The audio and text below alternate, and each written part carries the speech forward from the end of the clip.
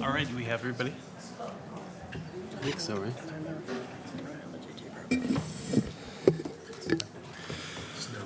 All right, we'll go ahead and bring this meeting back to order. Same meeting, second location. A little confusing, but we're ready. So this leads to next agenda item, general public comment.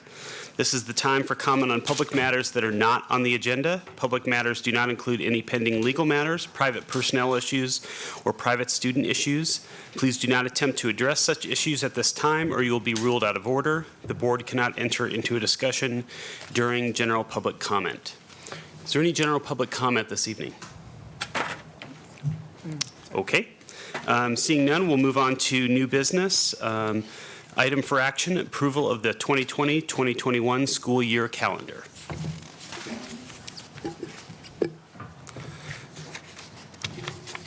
Hello. Hello, Josh. Thank you for being here. Good evening, members of the board, Superintendent Ream, Helena community. At this time, I get to present to you for consideration for approval the committee work of our calendar committee in the district, which is comprised of paraeducators, secretaries, teachers, administrators, myself, and Jane. And we went through and dissected what we thought would be the best possibility for our calendar for next school year. So when we do that, we look at the items that we find that we hold, covet in Helena, what we liked for our start. One of those is an example of the start of the year. We do prefer a 3-4-5 start. This calendar really doesn't fit that model. This calendar best is described as a 3-5-4 in the days of school when we begin, primarily on where Labor Day is located. It's late in the year. If we were to do a 3-4-5, that pushes our calendar back into the third week of June, which isn't something that we prefer in the district. Lots of similar design to last year. Really, it has the same breaks in it, 2-week Christmas break, 1-week spring break. The only other difference is to get that 3-day semester test schedule, you'll see an extra day that's called April 23rd, which is a day off in an instructional block, but you need that to space it out to get to that 3-day finals week. And so that's your calendar. Okay. That's the proposal. Thank you. Trustees, any questions? Go ahead. Just a comment to say thank you for your work on that. I know it's kind of an arduous task every year, and it involves a lot of people, and I appreciate everybody who worked on it, so thank you very much. We actually really like it. Oh, good. I mean, wonderful. the part where I don't always hear that, so that's good. So we might be a small group, but you know what? You have a finite start and stop, the amount of days you need to have. It's really not a lot of options when you really get into Right. what it could be. But it's a really good working group. It's a lot of fun for me to participate with that group, so it's a Great. good time. Good, thank you. Yep. Just, other trustee comments, questions? Okay. One for me, I have heard some comments about, due to our late spring break, like I think Carroll and Helena College not doing their spring breaks at the same time, feeling like that was too late. But that too is a cyclical aspect of this, right? I mean, It is. It's not always going to be that late. Some of the history, we really try to get our spring break in between third and fourth quarter. There have been years in our district where we've had spring break not correlated between third and fourth quarter, and that's not really popular on the start and stop of things. So then it does just fall in those 45-day increments between the quarters about. Sometimes you'll have 44 days and 46 in a quarter, those kind of things. But once you start down that pattern, it really drives where it's going to land at the time of the year. Okay. Yep. All right. Thank you. You're right. It's very similar. All right. Okay, unless we have any other questions, Libby, do you have one? No, I was just going to move approval of the 2021 calendar as presented. Okay, great. Second. We have a motion and a second. Is there any public comment on this issue? Okay, seeing none, any further board comments before we vote? All right, all those in favor, please signify by saying aye. Aye. All those opposed? Okay, passes. All right, we'll move on to our items for consent action. I would entertain a motion for approval of the consent action items. I move approval of the consent action items. Thank you. Do we have a second? Second? Motion and a second. Any public comment on this item? Okay, any board comment? All in favor, please signify by saying aye. Aye. All those opposed? All right, motion carries. Move on to item for information, multi-year budget projections. First of all, I want to thank everyone for being here. And I want to, turn it over to Dr. Tyler Ream to tee this one up for us. Good, thank you. I'm going to invite Todd Watkins up, but before Mr. Watkins begins, and I do apologize, and I also want to say thank you. I don't know why we have roughly half of the lights turned off in here this evening.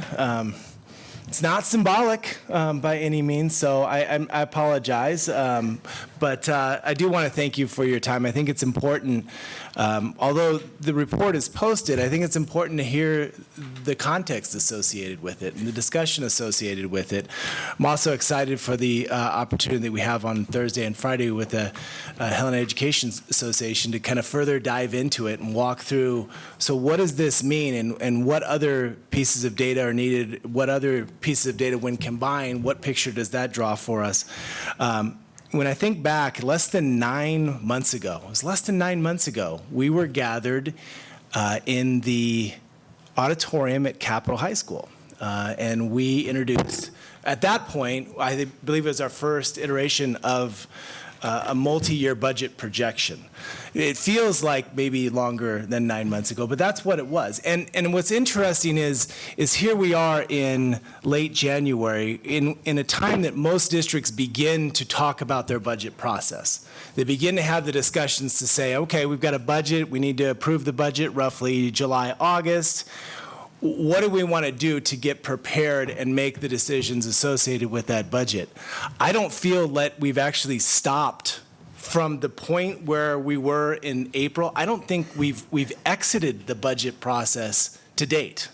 I think this is, for me, this is the longest budget process I've ever been a part of. And I'm not sure, quite honestly, that we're going to exit anytime soon. I think this is going to be an iterative process. And I'm thankful for the opportunity to, as we prepare a budget, keep an eye on what does that budget mean for the following year, the year after that, the year after that, and the year after that. Because I think sometimes we can make a mistake and compound an issue by just not understanding what the complicating impacts of that decision might be. So, I just wanted to, again, thank you for the opportunity. Remind everybody that based on some feedback we got last year, that last year in April we presented this kind of final budget projection. Some of the feedback on that was, well, that's fine, but there's a lot of data that went into that. Can we see the data as it actually comes out, so that it builds that big picture? We can have a better understanding of what all went into those pie charts and things that we looked at last April. So we take things like student projections, tonight's staffing projections, projections associated with other general budget or general fund costs, inflationary increases. All of that goes into trying to predict not just what 2021 looks like for us, but the following years. And I just want to remind everybody that with any projection, it will be more accurate the closer that year is. It gets a little fuzzy the further you get away, but you can still have a good understanding. A good example of that is the numbers that we looked at last year and the numbers we're looking at this year are different. because there were some budget decisions. There were decisions that we made in the spring of last year that have come to fruition and have an impact on the current budget that we're looking at. So it's not as easy as asking Mr. Watkins, can you just update your numbers from last year? Everything's changed, and it's almost like we got to wipe the slate clean every spring or winter and start over in building what this picture looks like. So Todd Watkins has been an invaluable part of that process for us. It is very, very helpful for me to spend time with Todd. I feel like every time I'm with Todd, especially when Todd and Janelle are together and they're talking about the budget, they're talking about Montana school finances, I learn a tremendous amount. So he's been an invaluable partner for us in putting together numbers and really trying to see into that future so that we can make the best decisions for our students, our staff, and our community. So with that, I want to welcome Todd Watkins up to the microphone to begin his presentation. Thank you, I think. Okay. I'm going to stand over here because I always sit on the left side. Yeah, so Todd, I apologize. I failed to mention that we're actually recording this. Yeah, so if you don't use the microphone, That's okay. I'll just turn our it on. friends at home won't be able to hear you. You can just pick up the microphone, too. and- Yeah, we could do that. I'll stand here, so forgive me for my back. Because I really don't like to speak this way. Some people say I rough this way. So I'll just stand here, that's fine. I do follow rules. Thank you, I appreciate it. So first of all, I guess, can everybody hear me? Great. So, as Dr. Ream said, my name's Todd Watkins. Familiar with quite a few people in this room. I've worked with several over the years.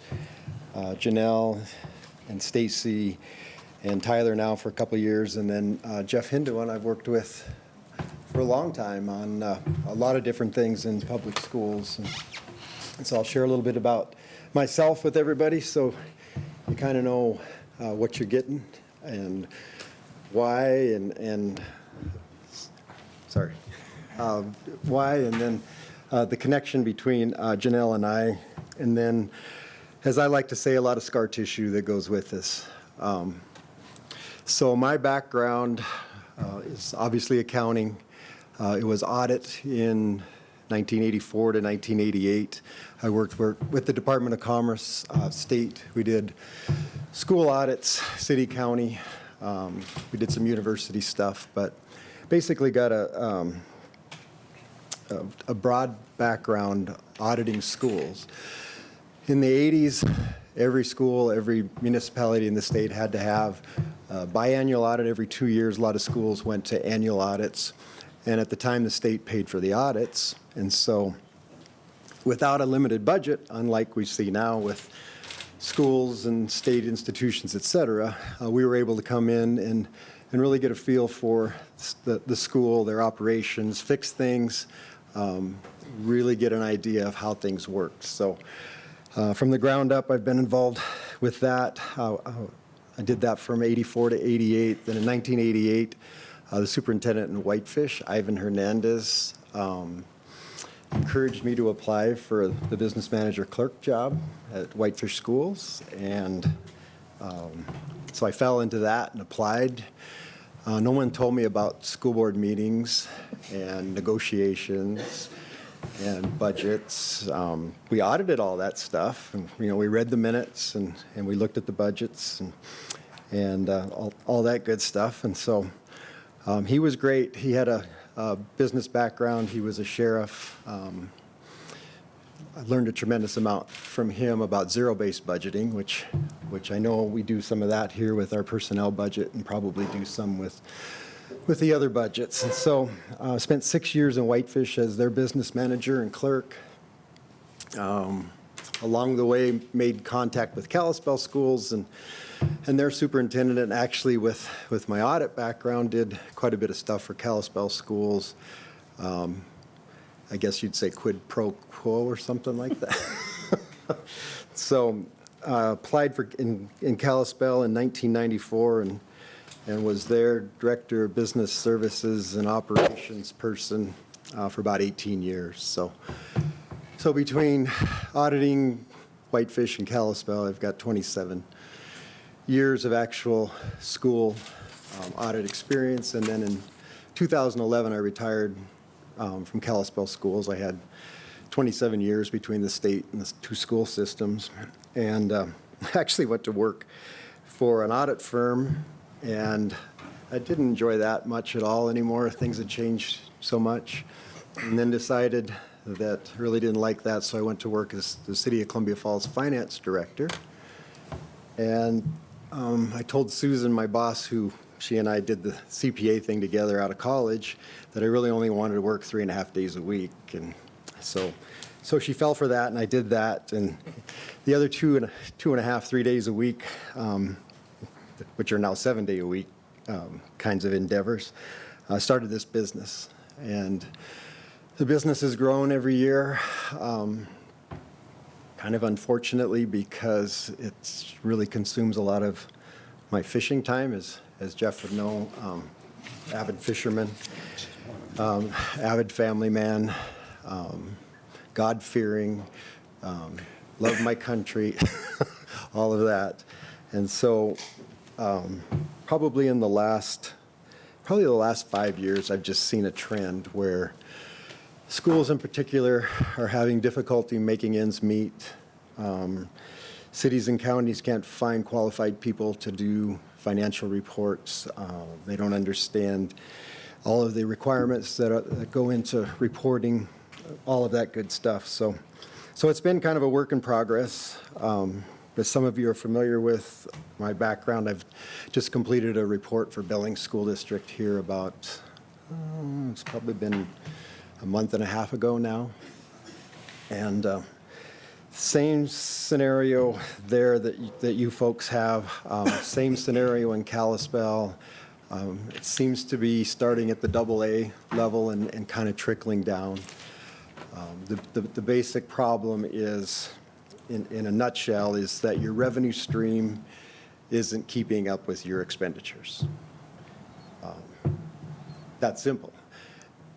And you folks as trustees have the pressure of settling contracts. And believe me, I love teachers, I love paras, custodians, food service, bus drivers. I oversaw all the support staff in Kalispell. A lot of good teacher friends up there, sat in a lot of bargaining sessions, dealt with a lot of this negative funding stuff. I don't know how else to put it, right, Janelle? It's just negative. There's never been a time that I can think of where I came to a meeting like this and said, hey, great news, guys. We have adequate funding to pay everyone what they need to be paid and start a couple of new programs, buy some new textbooks, get all the kids Chromebooks, et cetera. Never. It's always been, what are we going to cut to balance the budget? How are we going to pass this levy? How are we going to convince the public that we need it? And honestly, I would tell you that it wore on me, and I really enjoyed my job up there, and Janelle will tell you the same thing. It's a real rewarding job, except when it comes for this, having to deal with balancing your budget and potentially having to do reductions. And had that not been that negative for so many years up there, I'd probably still be there. But it just, like I said, it wears on you. And certainly I want to entertain questions tonight from you all. I do have, like I said, a lot of scar tissue. As Jeff would tell you, I'm not the smartest guy around, but I probably have the most scar tissue. I like to say Forrest Gump is my hero, so so we'll go with that. I alluded to also I'm a basketball ref, so if you guys boo, I get it. Don't take it personal. But, you know, just the way it goes, right? You make a bad call, you get booed, you try to fix it so it doesn't happen again. So y'all have the report. And I want to make sure that I qualify this report, that I'm not telling you what to do. I'm purely suggesting that you have a lot to consider You need to look at the data. You need to look at everything in your district, how you do it, from your master schedule to how many kids are in each classroom, your accreditation standards, how many custodians do you have per square foot per building, your paras, everything should be open for discussion. And if I left something out of my report, I'm sure politically incorrect somewhere is probably gonna happen. Why didn't you address this area? Why didn't you address this? I tried to just get something in front of you for you folks to consider as you move forward, because you have a lot of decisions to make between now and May. And actually, probably April, because you have to set a levy if you have any opportunity to set a levy at all, correct? So where I went with this is we pulled your major salary groups, your HEA, your secretaries, administrators, independent staff, paraprofessionals, and custodians. Stacy pulled data along with Janelle. They sent me data that indicates who someone is, where they work, whether they're full-time, part-time, how many hours a year they work, what they're paid on an hourly basis, what they might be paid on a contract basis, contract days, all of that information. I did not look at curriculum. I did not look at utility budgets. I did not look at classroom supplies. I just purely looked at wages. And I'm sure Janelle has told you, as Stacy has, as Tyler, that the majority of your budget is wages and benefits.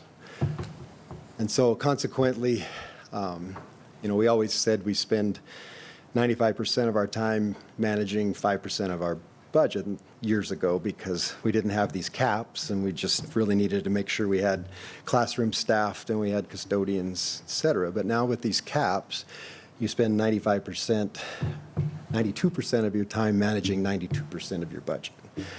And in the elementary district, for you folks, you're spending what appears to be 92% of your general fund budget on wages and benefits, and in the high school, about 87%. As you look at the projections, one thought might come to mind, well, can we reduce those other categories, those object codes in your budget that are heat, light, water, sewer, supplies, curriculum, textbooks, that type of thing? And yeah, you can. We did it in Kalispell, and ultimately it cost us where we had to make significant reductions because we couldn't afford curricular materials, we couldn't afford computers. The stuff that teachers need to educate now is way more expensive than it was years ago. There's just so much more available, and it's so much more expensive.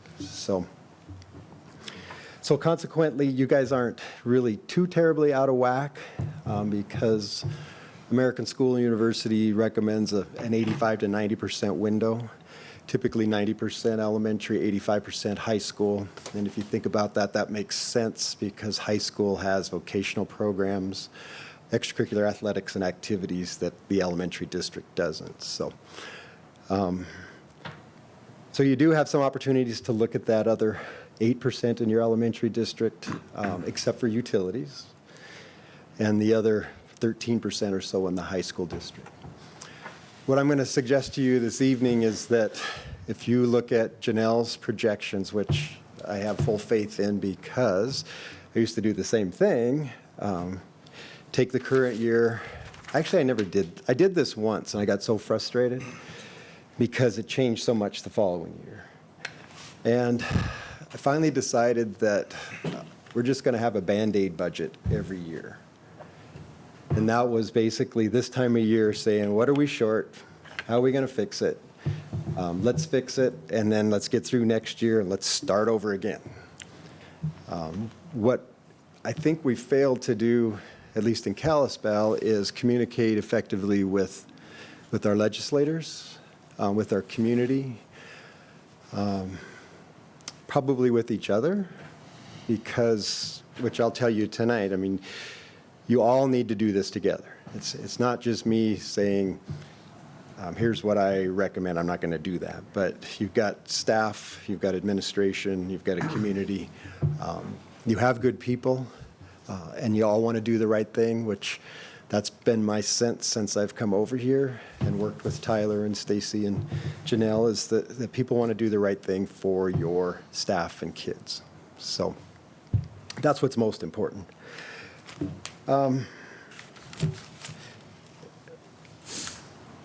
Why don't we do this? Why don't we go to page 2? And I'm just going to throw some numbers at you, and then I'm going to throw some concepts at you, and then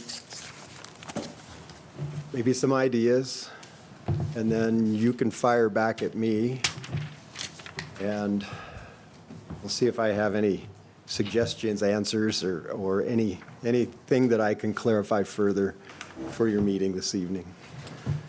Page 2, what we did is we tried to identify costs per each of the significant areas.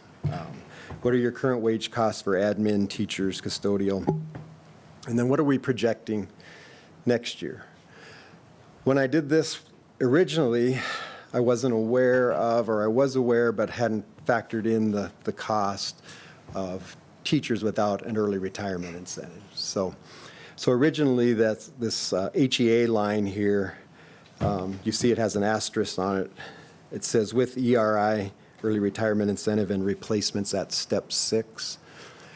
Later in this report, you'll see my recommendation with that.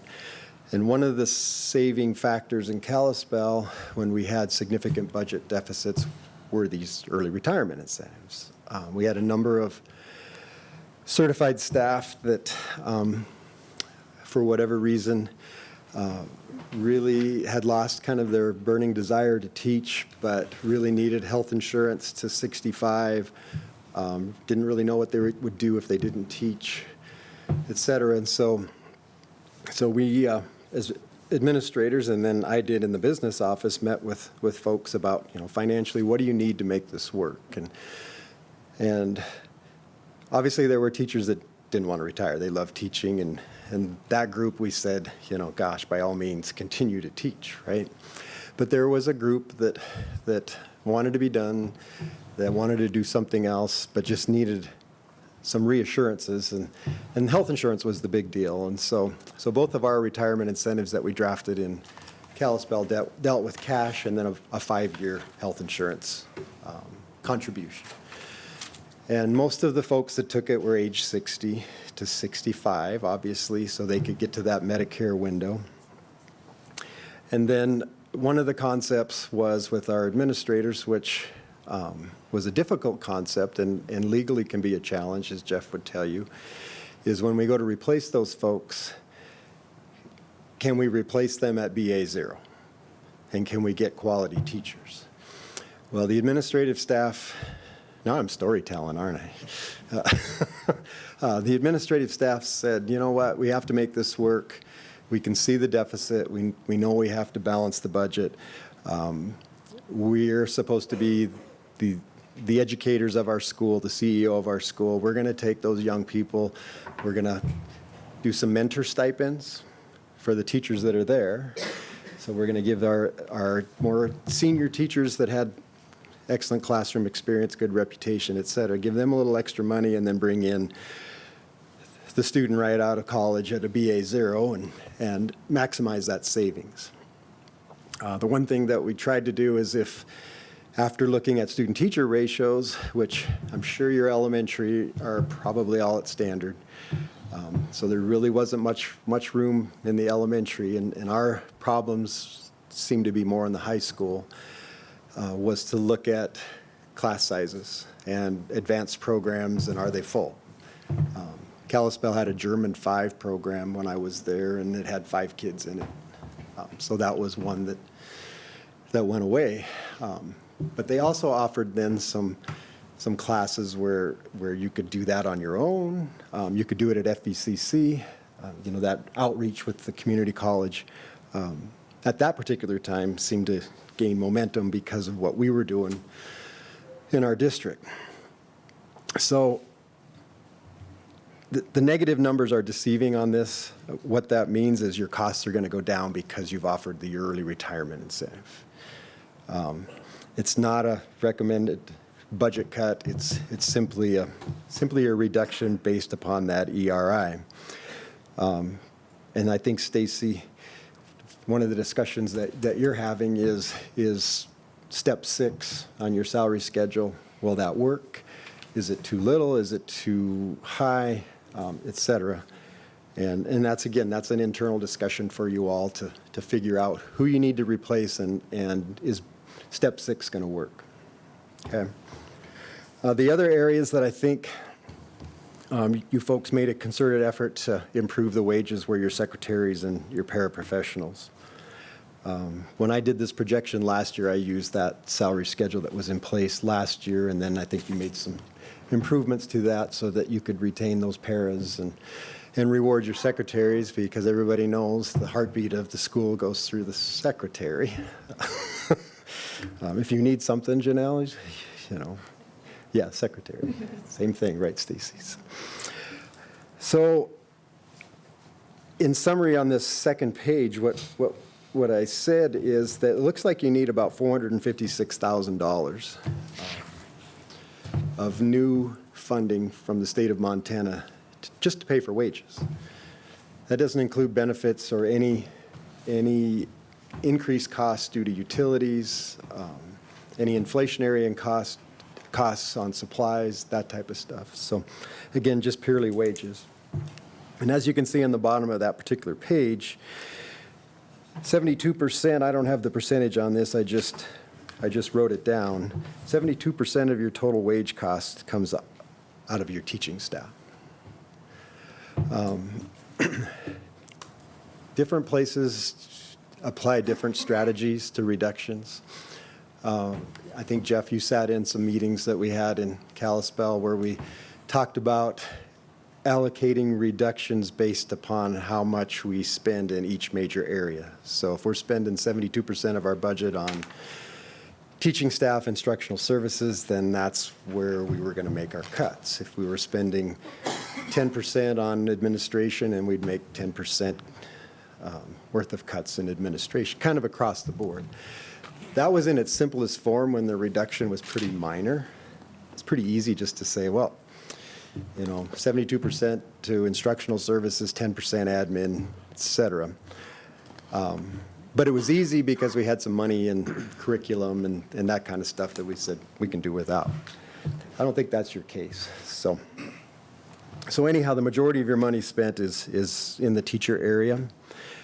The third page, Janelle sent to me, and this is where I determine what level of spending that you have, wages and benefits to the total budget. And it's written out up above. It says 92% elementary and 87%. But if you look about halfway down in that page, you'll see total salaries and benefits, $33,587,000 in the elementary district, out of $36,614,000. And then Janelle broke out the utility budget versus the other categories, your supplies, curriculum, periodicals, professional services, you name it. And then on the high school side, that number is right at 87%. Working in Billings, what I found is that the elementary district was right at 96%, and the high school, I did not work on there, but that elementary district was 96% wage and benefits. So, page 4. This is where probably the rubber hits the road, so to speak. As you folks all know by now, the funding for Montana schools comes primarily from enrollment.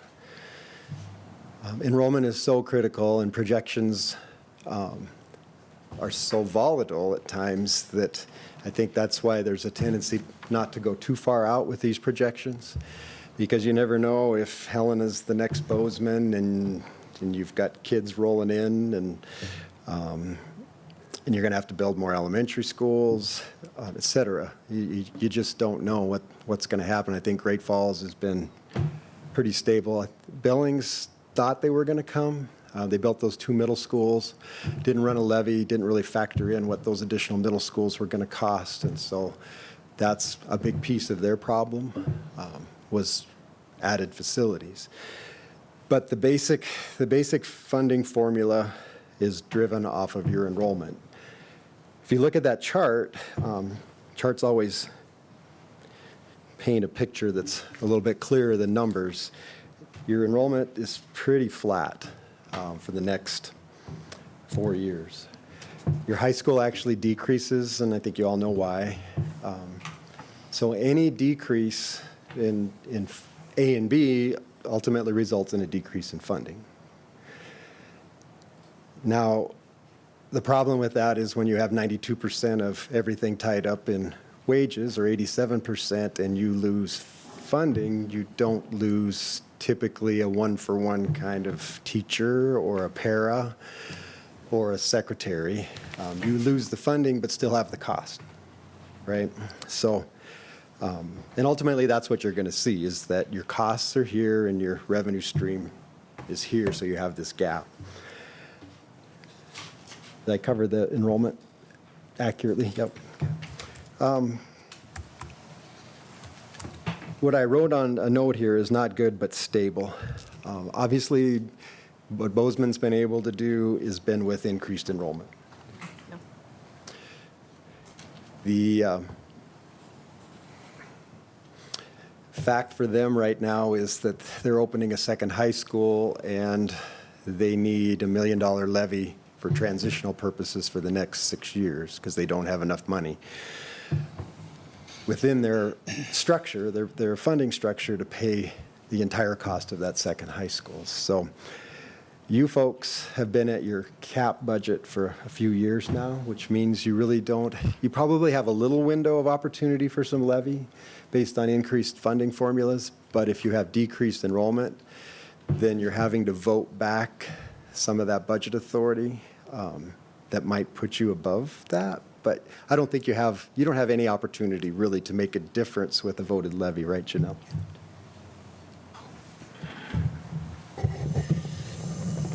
With the flat enrollment in the elementary, we've been able to ask for a levy the last few years of about $100,000. With the declining enrollment in high school, we're going to be maxed at the top. So Billings, for example, has, I think, around $2 million that they can present to their voters to try to bridge that $4 million gap that they have. But again, what are you doing? You're begging, right? And I don't know about you folks, but I got tired of begging in Kalispell. It was every time you turned around, we were begging for a voted levy to fund the schools, and you shouldn't have to do that. So ultimately, when you get to my recommendations, the last one is we got to do something, not so much about the formula, but maybe the revenue stream that gets infused into the formula, because it just doesn't work in a scenario where you have flat or declining enrollment and increased costs and the inability to reduce programs, and in this case, programs means staff, commensurately with that increase. It just doesn't work. So the bottom of page 4, what Janelle and I did is we put some projections together from enrollment and said, this is what we think the next 4 years budget is going to look like. And this is the elementary district, and it's the elementary general fund. And what's critical for you folks is to look at that far right column, that 4-year change. So from 1920 to 23-24, that increase is only $619,000. Now, will that change? Absolutely. So when you guys go and recruit families with 5 kids and that live in East Helena or whatever the case may be, I'm just kidding, of course, you guys. But like I said, you never know. And I don't know, do you guys track birth rates at the hospital at all? I know Bozeman does. And because birth rates are a pretty good indicator of what you got coming eventually in your kindergarten. In the past, we've just used what the state used as birth rates, but that's statewide. So enrollment projections are difficult, but, and probably the reason in Kalispell we just went to 1 year at a time because we just didn't know. We didn't know what was going to happen. And up there, it's very volatile because you have wood products, you have logging that kind of goes with that, with the old Plum Creek and the truck drivers, and so much of that was up and down. The people came and went, and I think they're a little more stable now. But I think your economy is pretty stable here, so somewhat predictable. The high school side is your problem. And again, it relates to kids that you're losing to East Helena. The projection there over 4 years is that you'll lose $1,269,000 in budget authority. Again, why you've got increases in costs at that same time period. So what I did, based on the current year data, is went forward into 21, 22, 22, 23, and 23, 24, and said, okay, no more early retirement incentives because you're out of money potentially to offer early retirement incentives unless you offer one from savings that you might gain through staff reductions. It's kind of like changing the lights and hoping that your energy bill goes down so that you can pay the bill to replace your lights, that kind of theory. But anyhow, I went through each of those units for each of the next 3 years and basically advanced everyone a step, right? Obviously, it's the same staff, same FTE, and that's the other thing that you need to consider is the 602 or roughly FTE that you have right now, is that adequate? Is it too much? Is it too little? But as you go forward into the next 3 or 4 years, will you continue to need that many FTE? Obviously, a big picture kind of thing, a master schedule, accreditation standard. But if you do, and we have the same group of people, paras, secretaries, administrators, teachers, custodians from 1920 to 2021 to 21-22, et cetera, then my projection is you need about $1.1 million a year just to pay wages off of those salary schedules. Okay? And if you look at this on page 5, I netted the budget increase together, or decrease. So I took the elementary, whatever additional money you might be getting in the elementary district, and netted it against whatever you might be losing in the high school. And so I said that you could potentially have a $1.4 million shortfall in 21-22, a $1.9 million in 22-23, and then 23-24, and this is where Tyler got a little excited the other day when things started to turn back in the black. It's my preferred color of the two. Yeah, I don't like red either. So back to 484, but the key is what do we have to work with over that 4-year period? Well, we don't have anything to work with in additional revenue. So how are you going to make this work? That's the $99 question. How are you going to make this work? So what I did is, and again, I'm sure I probably left some stuff out. We always heard in Kalispell too many administrators. We had, for a long time, we didn't have an assistant soup. We didn't have an HR department. Jeff remembers this. I was trying to do HR, and I was trying to do finance, and I was trying to do transportation, and I was trying to do food service. Superintendent was trying to do a lot of things. They finally went to an assistant soup model a few years ago. Things got a little bit better, and then they went to an HR model. So we actually had somebody that could focus on this kind of stuff with FTE needs and master schedules and working with the principals on what they need, instead of us just always saying no. And we always said no because we didn't have time. So So what does this mean? The conclusion, summary, and recommendations is right there in front of you. What I'm suggesting to you is that with this early retirement incentive, that you look at master schedules, you meet with your principals, I think I even have one in here, maybe, and that's maybe where I should start, is number 9. Consider using a program review committee consisting of board members, administrators, teachers, support staff, consultants, community members, to educate everyone on the finances and program costs in your district. Janelle has a wealth of knowledge. It's really boring stuff. Right, Janelle?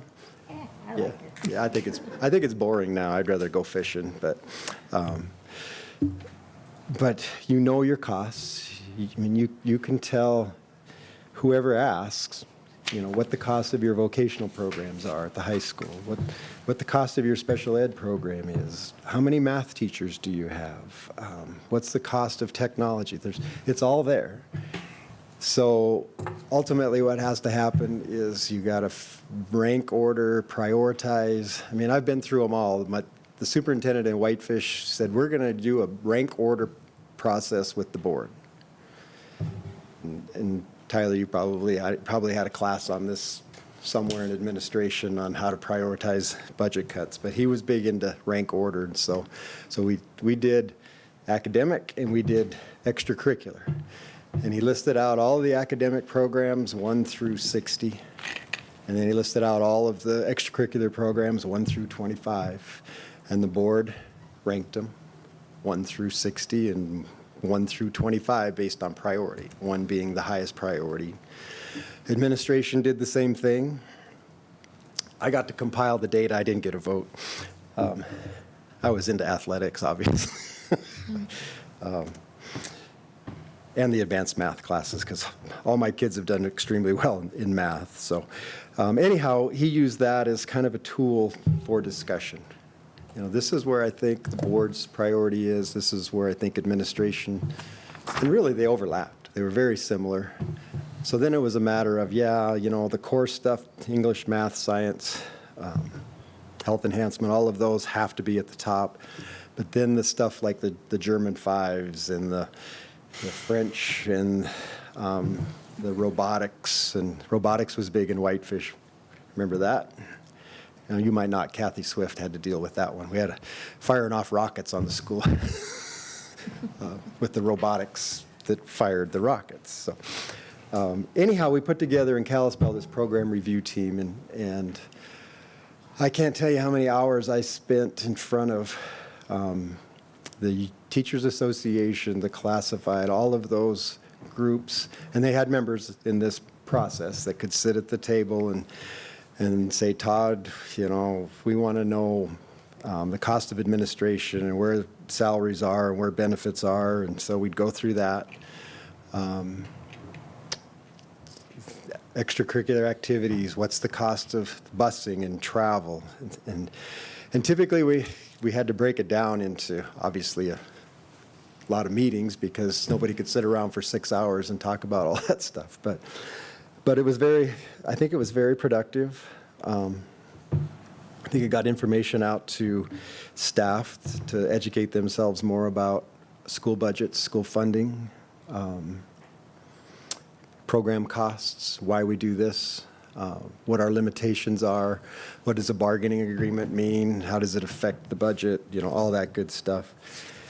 And so we use that every year. Again, I think my last 8 years in Kalispell, because we never had really a significant amount of money to cover our costs.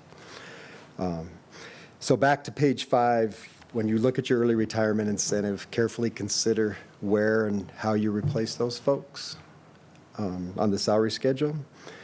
Number 2, the district should strongly consider not replacing support staff that resign or retire. I put a note in here after the fact. I did this on Sunday afternoon, trying to get this to Tyler so he could get it out to you folks. But I put a note on here that obviously administrative staff needs to be included in your review, your consideration. Are you adequately staffed administratively? Are you overstaffed? What are your administrators doing? Can it be done differently? You know, that type of thing. And so I think sometimes, and I dealt with it a lot, is you get this us and you type of thing. I always tried to avoid that. I was a quasi-administrator, I guess, but I was more of a bean counter with maybe a little personality. So, so anyhow, you know, the best time to reduce personnel costs is if somebody retires or resigns, so Stacy doesn't have to sit across from somebody and say, well, you're not going to have a job next year. And that's what we tried to do, again, in Kalispell, and I think that's what Greg's trying to do in Billings, is if we have somebody that retires or resigns, let's consider not replacing that position. Just makes it easier for everybody, probably until you open the school that fall and you've got too many kids in a classroom, you know. So, and I think as you know, administrators adjust on the fly, and so do teachers. So usually you make it work. The third item is, if you look at page 2 again, and then you look at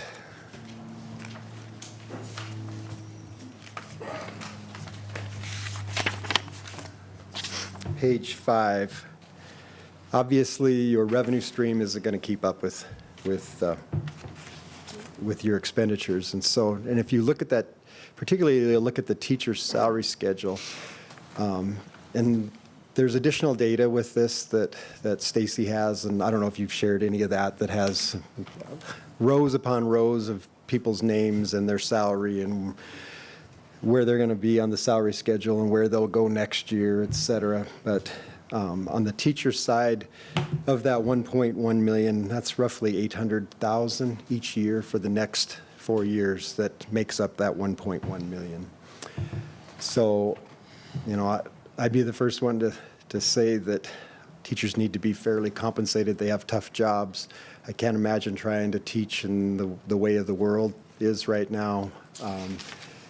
And it's hard for you folks to balance that. So where does that balance come from? Well, it has to come from the funding stream. Has to. And we're at the point, and I think most of us understand that the property tax system is not the way to fully fund schools the way that they need to be funded. And I said that for a long time in Kalispell. I talked to Keith Regier. I talked to our former, number of former legislators that all agreed, but simply did not want to go down the sales tax. So hey, let's call it a statewide resort tax. That's what we are. So that's, to me, that's the answer. It can't be property tax. People have significant property tax fatigue. Property tax is used to build schools. It's used to fund 20% of your general fund budget. You have this 100% cap, and you have this 80% window, and that 20%, you have to be able to go out and sell your public on a voted levy. Kalispell couldn't do it. They did in the elementary, but it was only because of demographics. They couldn't pass a high school levy for nothing up there. How we ever got a second high school is beyond me. So that's the purpose of 3. 4, you might want to consider. I've never seen a salary schedule like yours. You know, I'm traditionally seen, and I work with a lot of schools, I see the traditional BA, BA 15, BA 30, BA 45, BA 60. It usually stops right there, then goes MA, MA 15, MA 30. And then I see more now that have the PhD, and then I do see some that have some stipends that pertain to national awards, state awards, that type of thing. But I've never seen a PCAP anywhere. So, and Billings has the same situation, although they have a traditional salary schedule. The problem in Billings is they have so many FTE, and bottom right, far right-hand corner of their salary schedule, which I think is an MA 15 or an MA 75. I think they have over 400 teachers in that particular window. So you might want to look at that. I know you are, I think, looking at maybe alternative salary schedules as you go forward.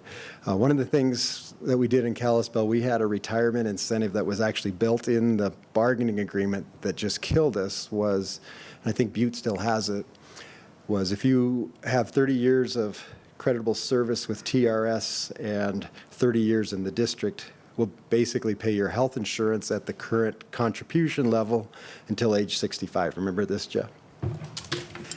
So we finally said in I think it was 99, we can't afford this.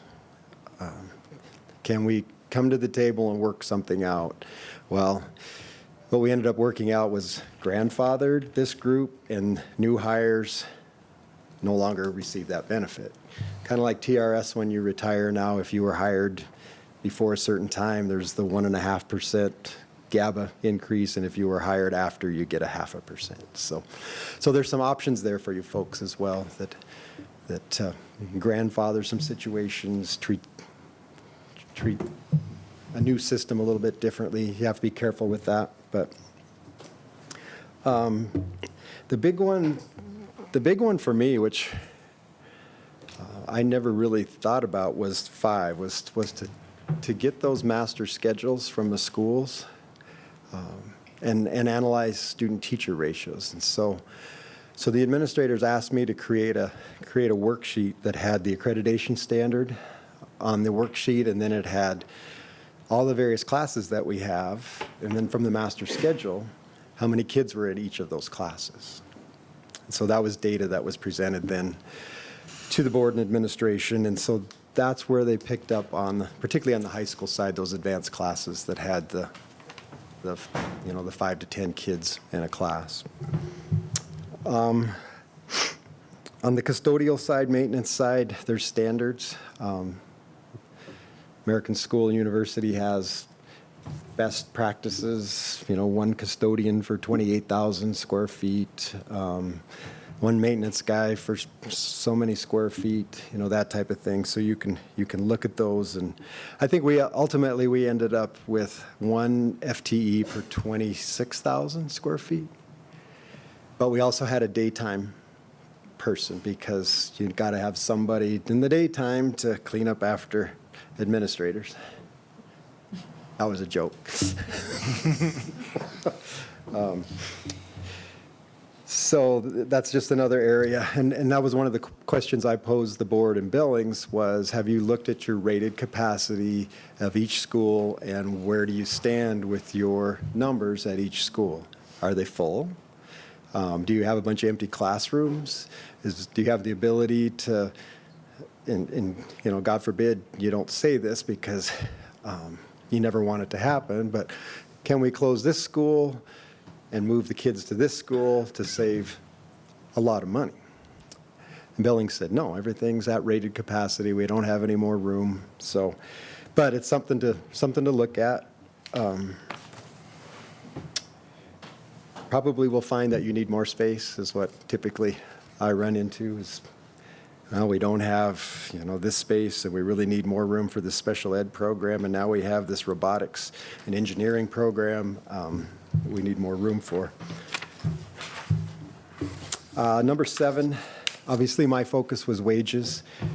I think you folks have your benefits and your health plan is pretty solid. Your costs are a lot like Bozeman, where you've got the ability to control your premiums, so you're not having to deal with some of the national statistics with health insurance premium increases.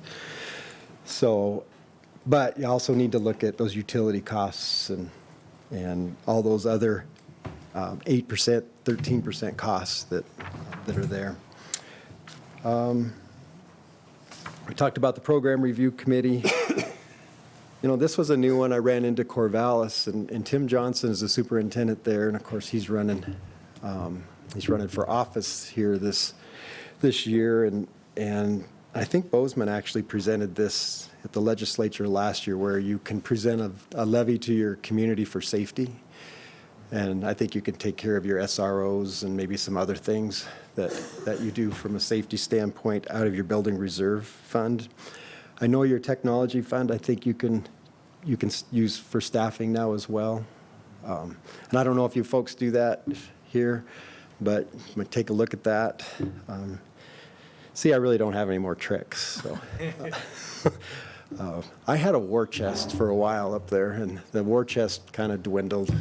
Trying to make all of this work. Jeff's laughing because he used to say, "You got to get that war chest under control." Causes problems. So. And probably the most important is number 11. It really is, and I don't know how you do it. I can tell you I work with both Gardner and West Yellowstone schools, and they both have local option taxes in their communities. And those boards that sit on that local option tax committee are very receptive to the school's needs. And so the West Yellowstone Foundation, which is connected to the local option tax, has given West Yellowstone a tremendous amount of money, the school district. Gardner does the same thing. I think they paid for a new roof in Gardner. So you can see what that money does. And I saw a statistic last year, I think in the paper, that I can't remember, it was $600 million or something like that flow through Montana in tourism dollars.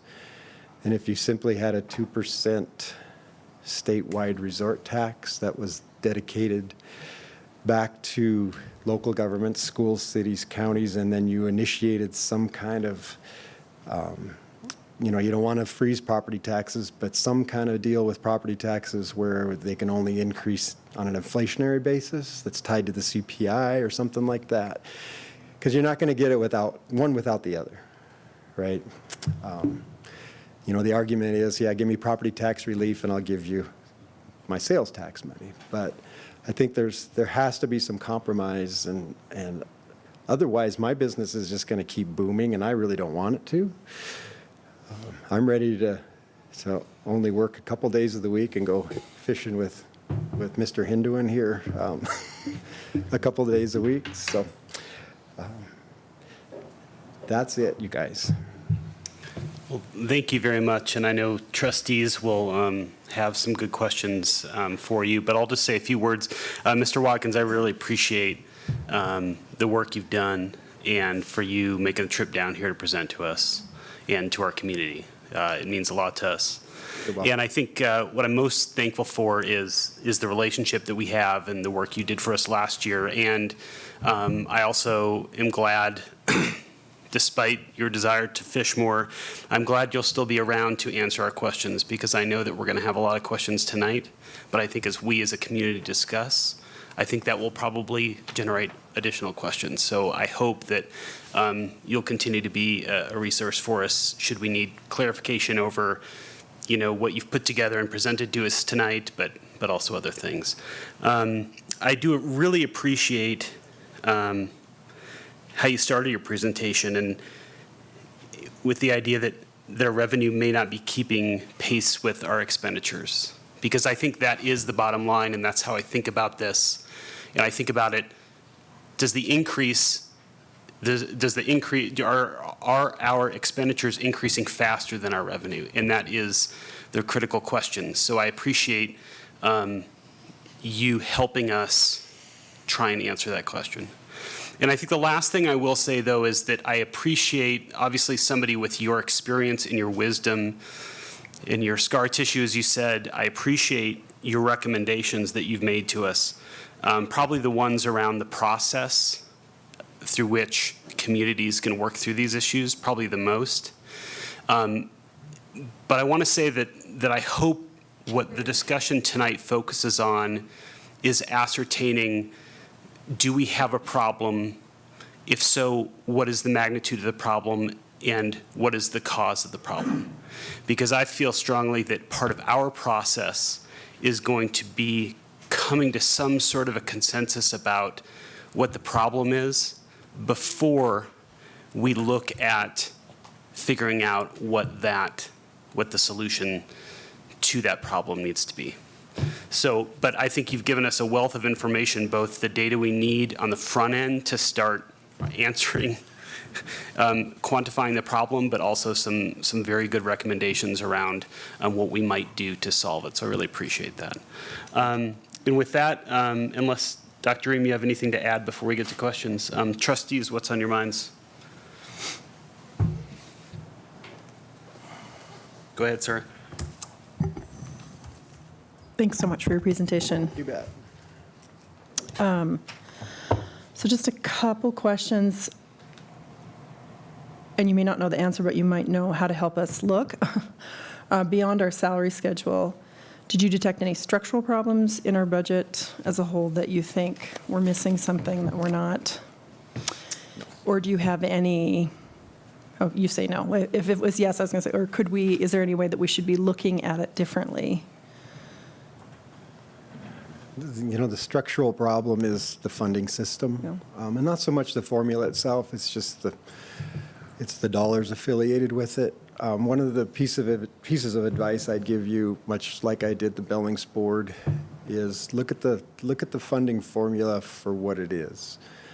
And I'm pretty sure Janelle's probably provided some information, but it might go in one year and out the other. You might forget about it, et cetera. But your school district, Billings School District, in the elementary district gets one basic entitlement. And you have how many elementary schools? 11. 11. Billings has 33. Hysham School District that I work with gets one basic entitlement. They have 76 kids. That's the structurally wrong scenario within that funding formula. And there's been discussion about, for districts like Helena and Billings, that the funding formula should be expanded so that you get a basic entitlement for each of your schools. Now, should it be the same? No, because they're not all the same size, and they don't have all the same number of custodial needs, maintenance needs, et cetera. But that's one of the, and again, I didn't see really anything on, but I didn't really spend a lot of time looking. I didn't look at any kind of staffing ratios administratively. I sense the stress of the workload. I had it as well when I was doing what these folks are doing. That tells me that there's probably not enough people to do the tasks that they're being asked to do.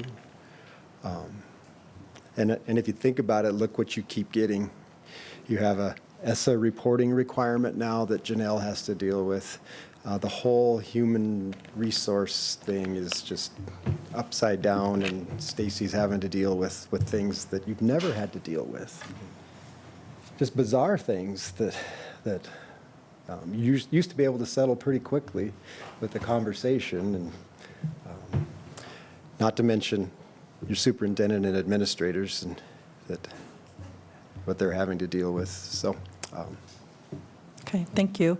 And then just my second question is, can you talk a little more about why does the deficit disappear in 23-24? And I assume that is only if nothing else changes in your modeling. Is that right? Well, it doesn't really disappear. Okay, what does it do? You stop sinking. I just mean stop going down. Yeah, Why yeah. does it stop? How do Yeah, you- not what's disappear. the Why does it sink? stop Just not as sinking? much. Yeah. There's an Plummeting. acronym for that. Yeah, it doesn't disappear. It's just a function Stops of plummeting. an enrollment Yeah. increase. That's it. That's the whole story. Okay. And I think if you look at page 4,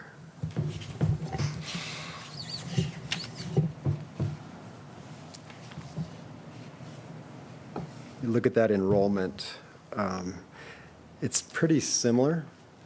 I mean, if you look at the high school, 2464 to 2465, and then the elementary doesn't decrease much, but would we plug in 1.8 on inflation? 1.6? Yeah, so the reason that it disappears primarily is the inflationary increases that we're anticipating from the state. and our fairly flat enrollments, so the increase will come because of the state revenues. And that is the year that we stop losing East Helena students. Oh, right. That's all I have. Thank you very much. Terry? Okay. Trustees, other trustees, questions? Well, I wish I had questions, except for the fact that I think that's shows how well you've explained all of this to us, and you've delved into the state of our budget and have clarified the fact that we've run out of areas where we might be able to make savings that would help us cope with this reality. And it's a very sobering discussion that we're having to have, and some hard decisions that will have to be made. But I think that you've highlighted the fact that we need the administrators of our buildings to examine what the future brings, what the needs are, so we can look at our staffing needs. And that may be the path to helping solve this problem. I do have one suggestion for you, Tyler, is buy a lot of bags of peanuts, put them in your drawer, and when you have folks start coming in to talk about this, open the drawer and share some peanuts, because it seems to work. Jeff, anything? Do you have any more questions? No. And maybe Janelle and both of you, as this is all talks about, doesn't factor in any voted levies. And I mean, I think as everybody who's in this community, I worked with you in your community, and this community has been fundamentally different. I mean, it's never been, the whole time I've lived here, it's never been a perception of, and I know it was for the high school district in Kalispell, that's what it was. It was begging, and it is in Great Falls. I was born and raised in Great Falls. They have to do the same thing, and they get turned down for operational levies. And this district has been beyond fortunate in terms of the community support for general fund levies. Every time, without question, boom, boom, boom. On the elementary side, so this is all modeled out without the vote. But even if, but the enrollment stays flat in the elementary, I mean, is there a way to even spitball what the vote might get us over each one of these years in any given year? I mean, what we could ask for in any one of those years? The model I have doesn't have that information, but I think I could get it. I mean, but it's not a lot. I guess that's part of my point. I just want, it's one of those missing pieces, so to speak, in what we're talking about here, but it's not a silver bullet. There's not, on the elementary side, there's not going to be. I would say it would be $100,000 to $200,000. It's not going to look dramatically different than it has to date. And then on the high school side, what does that look like when we're backing up that severely with enrollment every year? I mean, can we vote? I'm trying to remember how the model works. I mean, can we even vote, or do we even have to vote to hold on to what we had as we begin to back up on budget authority? Yeah, I think, aren't you in a situation where you will have to vote to keep your same budget? No, we'll be able to keep whatever we levied in the past 5 years. That's permissive. So as long as we continue to levy that, which we will get that. We just won't be able to increase because we're capped at the highest budget without a vote.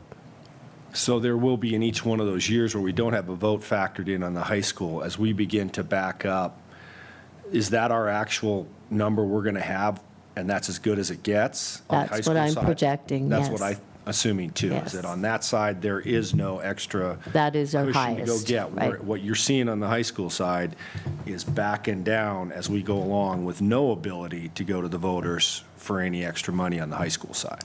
That's correct. What's the transitional, is there a opportunity for you, this would be reverse transitional? Yeah. Right? So Steve's dealing with in Bozeman is a transitional levy to open that new school. So my question is, if you're losing kids because of a transition to another school, is this a legislative year? Next one. He only gets the transition.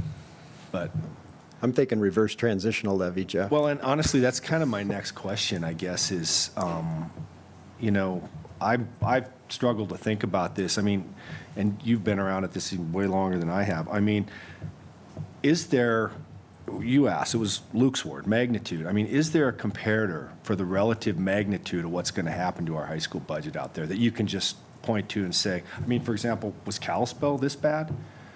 I mean, you look back and obviously Libby from the late 60s to the 1980s and 1990s, from a AA down to what it is today, looks dramatically different, and that's not even comparable. But I mean, is there, you know, Havre, other A's that shrunk down by this level, losing 400 kids across a AA high school district? I can't even think of a comparable scenario across the state. I mean, and that's I guess my question. I mean, it's a big deal when you've got a district that had flat enrollment for 20 years to start with, and then to lose that many kids across a high school district. I just can't think of another. I mean, all the tools you talk about, all the processes and things we can try and use to approach the problem, but I've just struggled to come up with another scenario where the hit was this big and this quick across a district this size. I'm guessing they don't know it, but Billings is in that situation. I didn't look at their high school side, but Lockwood's building a new high school. Well, that's what I say. Billings is where they are already, and if Lockwood builds a high school and does to their high school district what East Helena's high school does to ours, they're going to have it's another coming for layer them of as well. problems too. But okay. You know, and Greg said at the Billings School Board meeting, he made a pretty strong statement about we've outgrown the funding formula in Billings. That's pretty broad-based comment, but I'm not so sure that that's not the case here. Possibly Great Falls, Kalispell, Missoula. I don't work with a lot of those schools, but I know Kalispell tried to run $1 million levy last year to balance budgets, and it didn't pass. And I guess just the last question, and honestly, Stacy can chime in too. I guess in terms of what our collective bargaining agreement looks like on the certified side and how it's built and how it grows, is it dramatically different than, in that respect, than the traditional model as you described of take another AA that has a traditional CBA that, you know, goes BA 15, BA 30, blah, you know, MA all the way across the board? Is ours dramatically different in terms of the rate at which it grows up? Because those go up too, obviously, I'm assuming. I mean, that stuff's all built in. So the answer to that, Jeff, and did you get the report from Well, and it's obviously very specific the on your Wyoming guy? demographics too. Yes. You remember the Wyoming guy, Jeff? Yeah, I can't think of his name. Genoda? Genoda. Was it? Dale Genoda. Dale Genoda. He does the BA, MA max, 26-year earning power, ranks them 1 through however many districts in the. Did you get that? I did, You did? yeah. Not for this year. This year, I think he's still in process. But from last year's data and from comparability, I mean, what we find is that our matrix rolls everybody to that top 25th step, okay? There are several districts where anywhere from a third of their staff to 2/3 of their staff never get to the very top because they don't continue with pursuing education, whether a master's degree or additional credits. But with our salary schedule, the way it's built, everyone rolls year over year. And yeah, and just to be clear, it's produced incredible results in this community in terms Absolutely. of the staff and the quality of educators we have in this community. I was just curious, as just from a pure clinical sense, how that, if at all, looks different than the traditional model. And it's obviously going to depend on who's even filling out a traditional model in another AA school, what your workforce looks like, education-wise and demographics-wise. But Yeah, you just know, because ours is, it's a different breed of cat. My feeling is the 26-year earning power tells a lot of that story. And so, you know, if you look at that 26-year earning power and Helena School District is here, and then the next closest is way down there, then yeah. But I don't think that's the case. No, absolutely not the case. I mean, but I think in his numbers, just from a analytical standpoint, he's making an assumption, at least with the billings model, which is what we are most closely aligned to, is that everyone's going to go to that MA plus 30 plus 75. So they're running at about $79,000 at the top of their matrix as we are. And I mean, what we know about billings right now in their current situation from a staff placement standpoint, they have 400 folks over in that pocket. And so they're realizing some of the same press from a purely spend on salary, perspective that we are feeling or had felt prior to this last year with the retirement incentive. So I think we're all getting there. That's truly the question. Is there a new magic formula for funding salary? I don't know that there is one out there. Jeff, we had a lot of discussion over the years about statewide salary schedules. So, and that didn't go very well. And I think, you all agree, and I think there's probably not a lot of people that would disagree that what you're trying to do is with those teacher salaries is admirable, and that's where they should be. So then it's a matter of if you've got the situation that you have, and you like the salaries that you're paying, and you're paying, all of your people a fair wage, then something's wrong with the funding formula.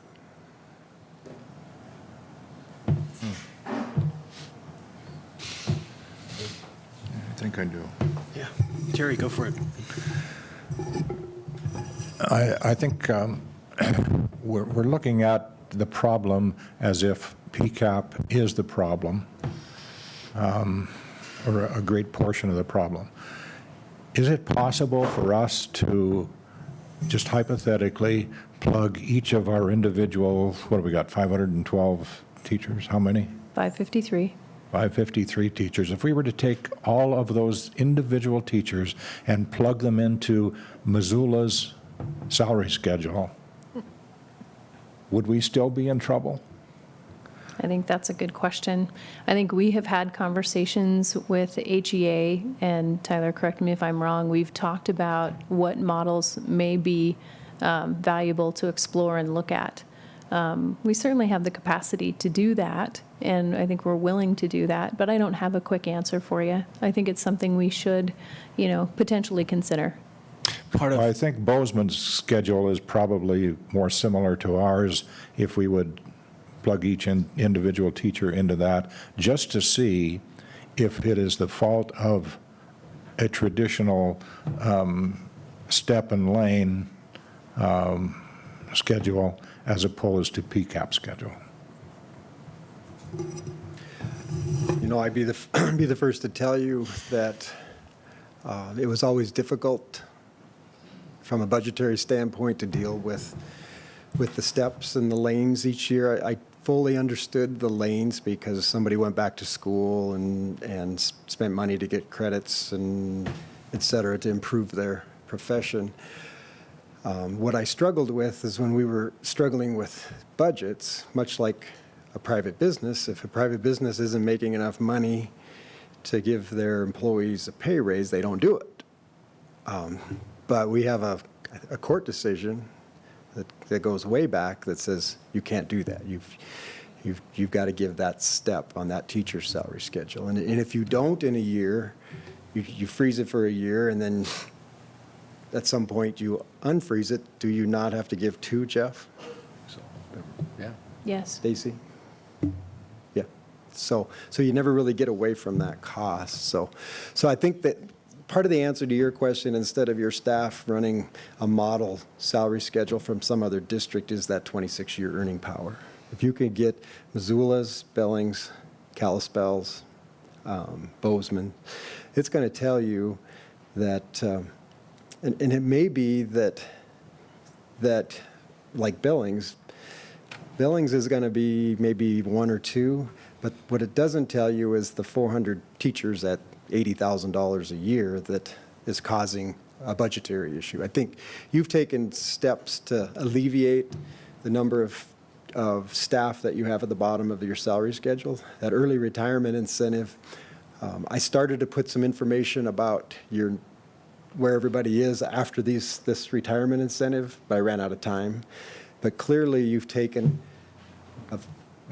that peak app and shifted everybody up to the top instead of at the bottom. So it's going to help for sure. But comparatively, it's just hard to say. But the 26-year earning power was always kind of the standard for recruiting, for retaining. Obviously, if you have levies that are passing, that's a big deal for your teachers, that they know they have the support. But it still bothers me that you have to ask.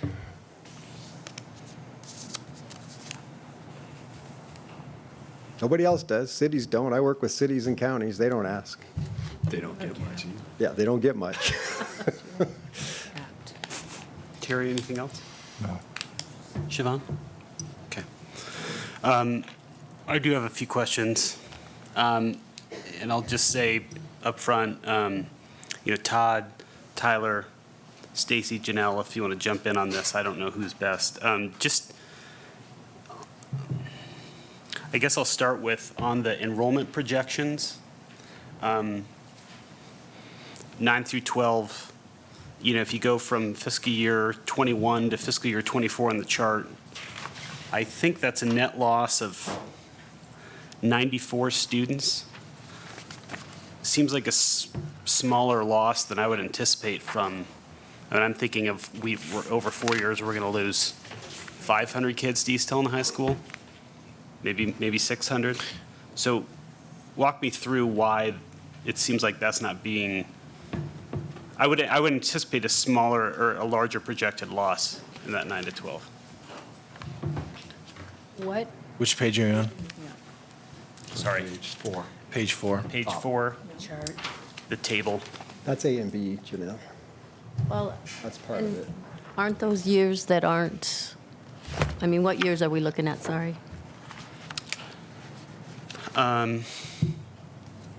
Fiscal year 21, so I guess I'm unclear if that's, is that school year 21, 22 or school year 2021? Probably that, school year 2021. 2021. Okay. So I'm just saying we start with, Right. I was going to pull up mine. I have a spreadsheet here, I'll pull that up. I have a different one that works better for me. I do. I have a better one About 80 down, as soon as I get in here. Did you? 912. No, I thought it was pretty close to 100. As I recall, the first year we projected 120 A and B loss. The second year was 130. The third year was another 120. I'll look it up. But I think you're looking at later years and not that, like, the first year we lost was this year. How many did we lose?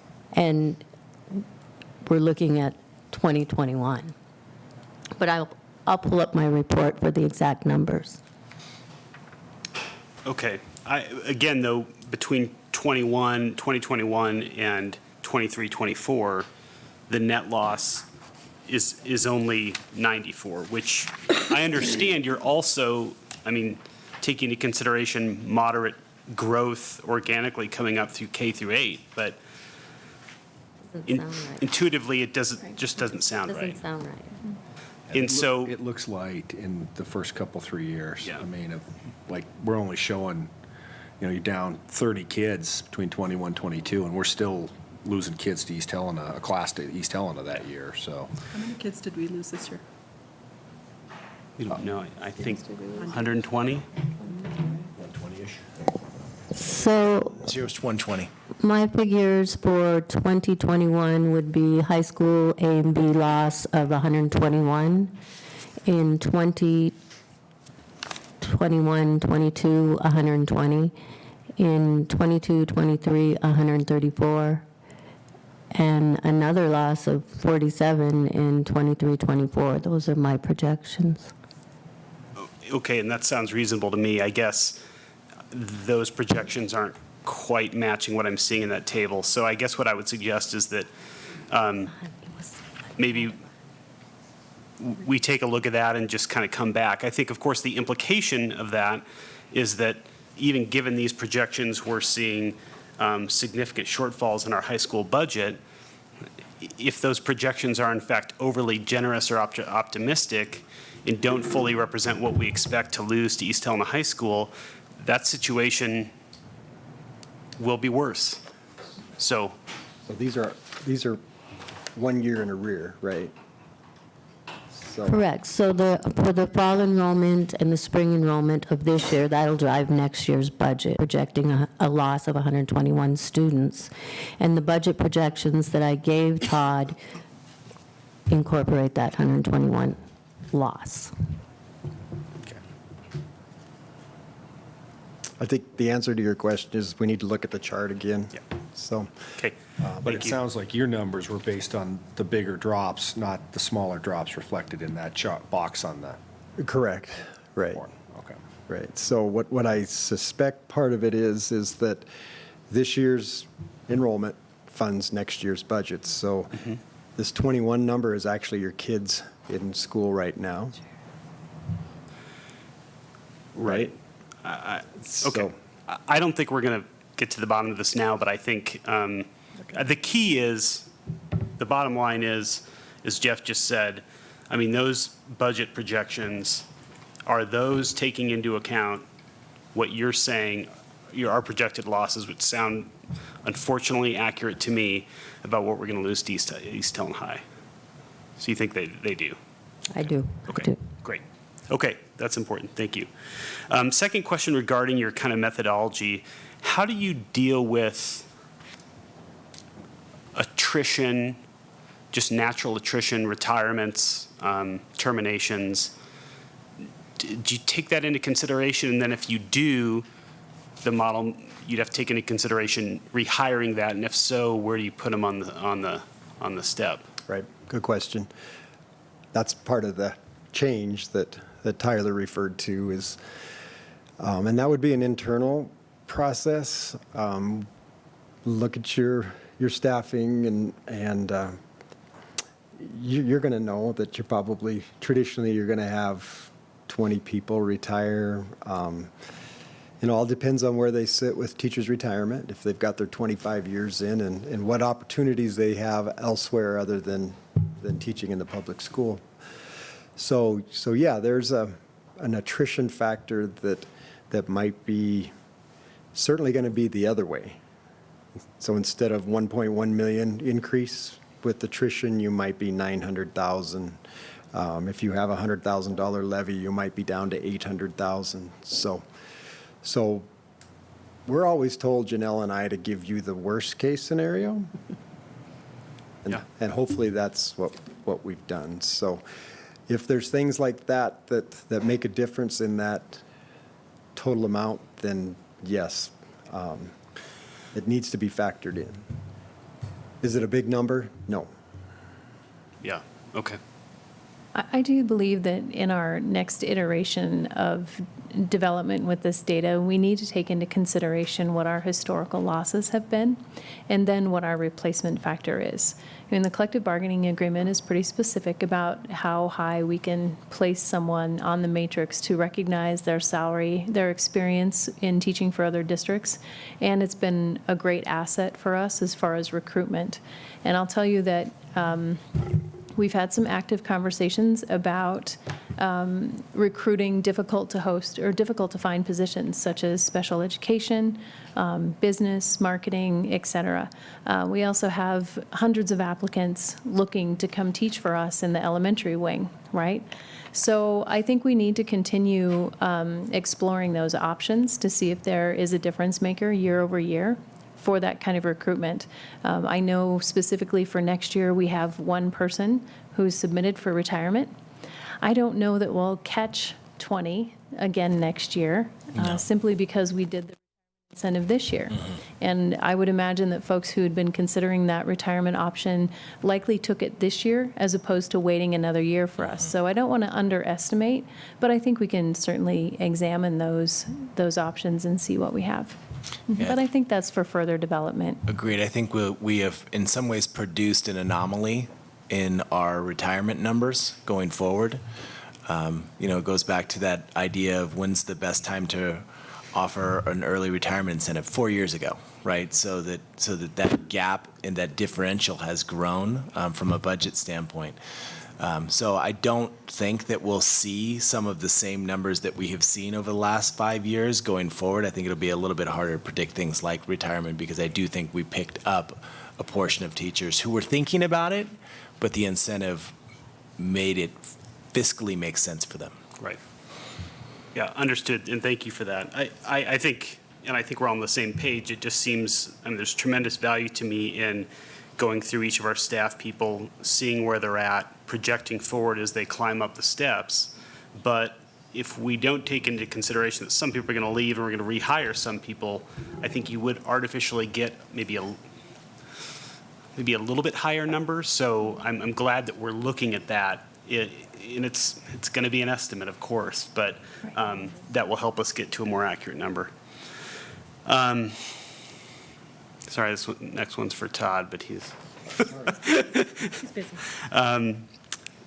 So I think a big picture thing here. We've talked a lot about over the past 9 months about the percentage of our general fund that is going to educator compensation and benefits. And in your, your math is saying it's 92% at the elementary and 87% at the high school. And I think, is one of our great teachers said to me, we as a community, if we want to have the discussion about where that should be, that is a separate question than if our expenditures are increasing faster than our revenue, right? Because we could be at 85% of our general fund is going to educator compensation, and we could say, well, that's great. But if the fact of the matter is that if our expenditures are increasing faster than our revenue, it's not going to stay there for very long. So am I right to think about that those are two important factors, but that they are different? There's like what it is right now, but there's also where it's going. Is that percentage of general fund increasing? Is it staying the same, or is it decreasing? Do you know the history of your percentages Of what percentage, sorry? of wage and benefit to total budget, the last 2 or 3 years? Well, we made so many changes, it shifted. But when I first came here, it was in the upper 90s in the elementary and high school. We've done some shifting with funding, not upper 90s, 90 about, in 89. And then we did the shifting with the 65, with the split between the elementary and high school, and put more of the weight on the elementary. So because of moving funding or costs from the elementary to the high school, it's just all over the board, to be honest with you. But Janelle, do you, yeah, I'm just simply saying that the way that it's trending is different from what it is right now. Like, I'm just saying if and I want to make sure that I'm thinking about this correctly because it's significant to me, is that if you have that percentage of what you currently have, it could be high or it could be low. But the key is how is it changing year over year? Is it increasing, right? Yes, and I guess I can tell you that. Hang on here.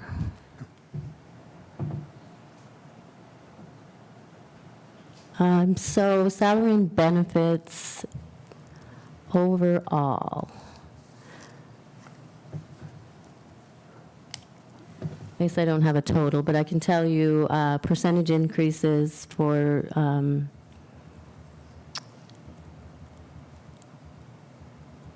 like regular instruction. Last year it increased 0.67% in the elementary.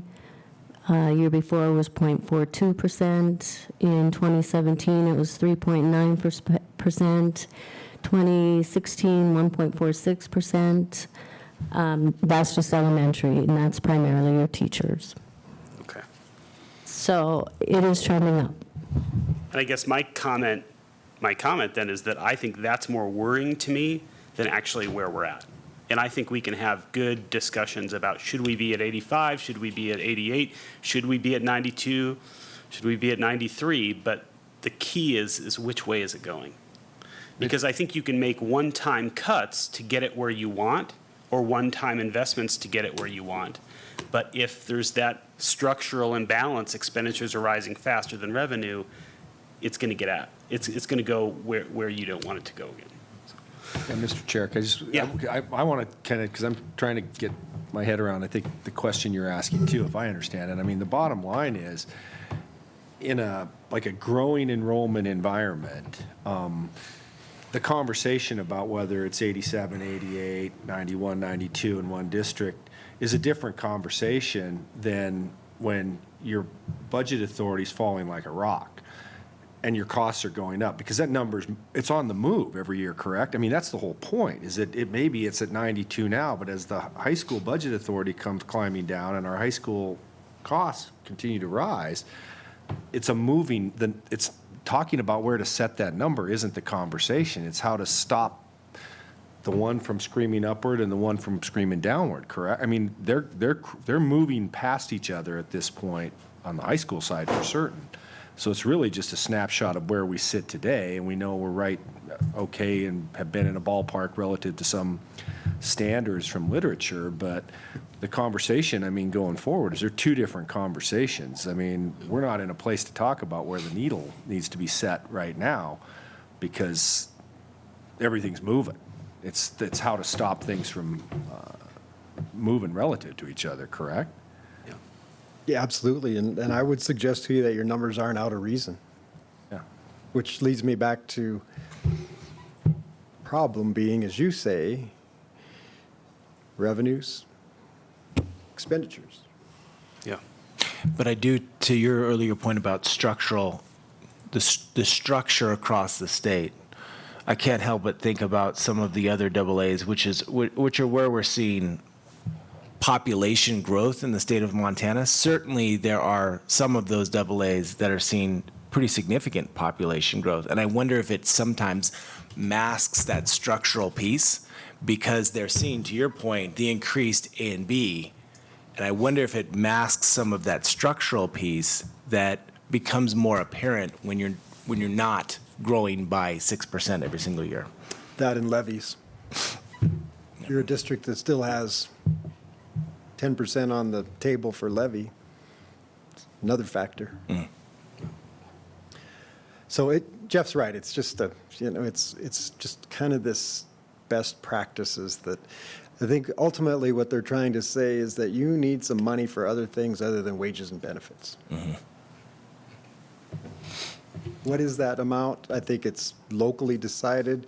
If you guys decide that you only want to take utilities out of the general fund and you want to cut that other $2 million in the elementary and $2.2 million in the high school and commit it to your budget deficit, you can. But then you better explain why you can't hire me and why you can't hire the attorney and why you can't buy classroom supplies.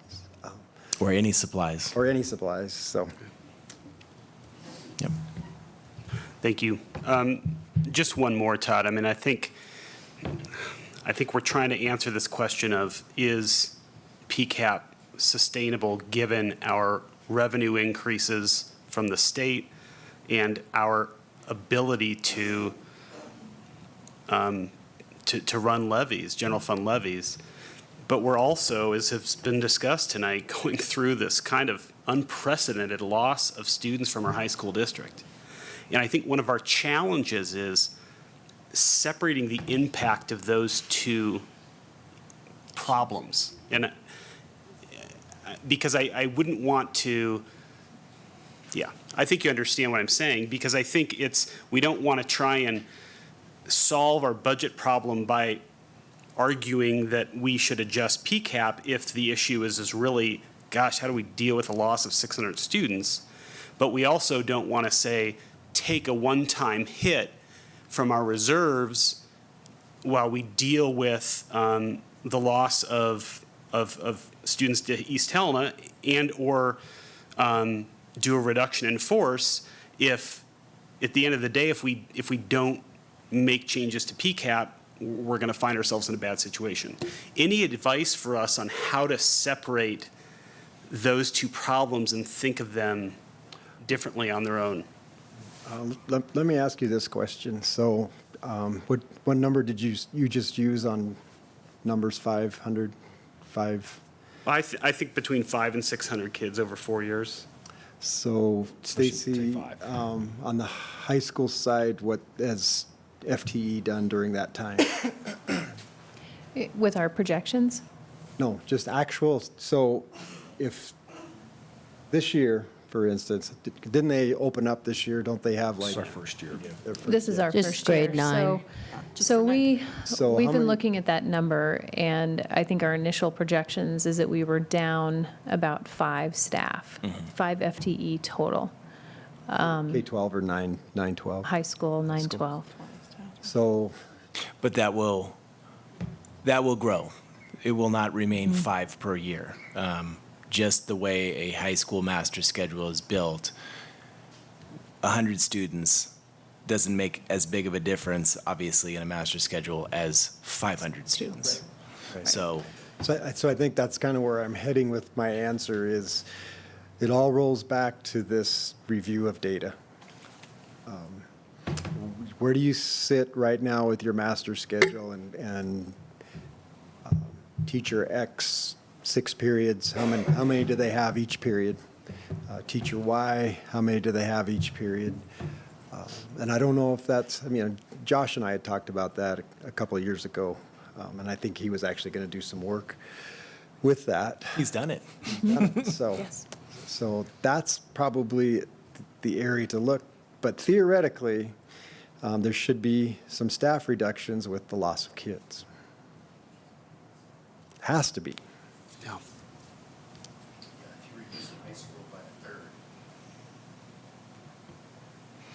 Yeah, no, I agree, and I think that makes sense.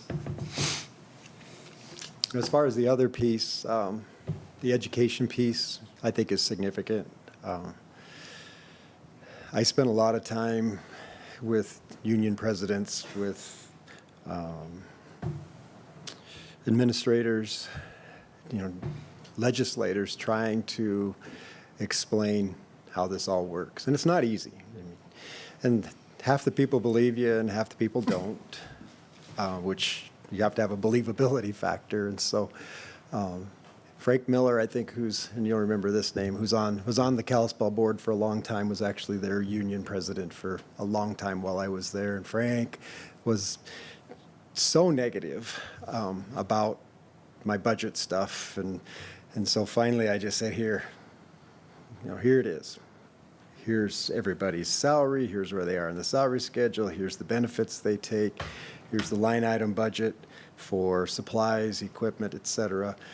Go through and you show me where the money is. So that was about the time that Tom Cruise's movie came out. So I kept telling Frank to show me the money.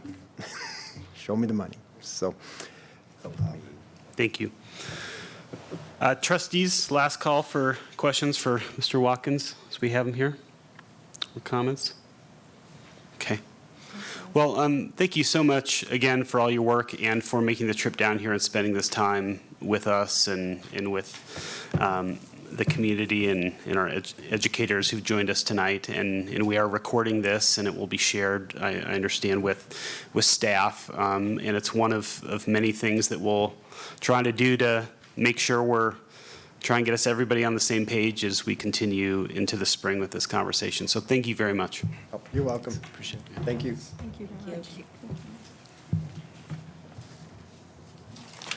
Dr. Ream, Superintendent's report. I don't have anything to add. I do just want to say a special thanks to, in particular, Janelle, Stacy, obviously Todd for his work, and anybody else there. This is not something that was put together in the last 7 days.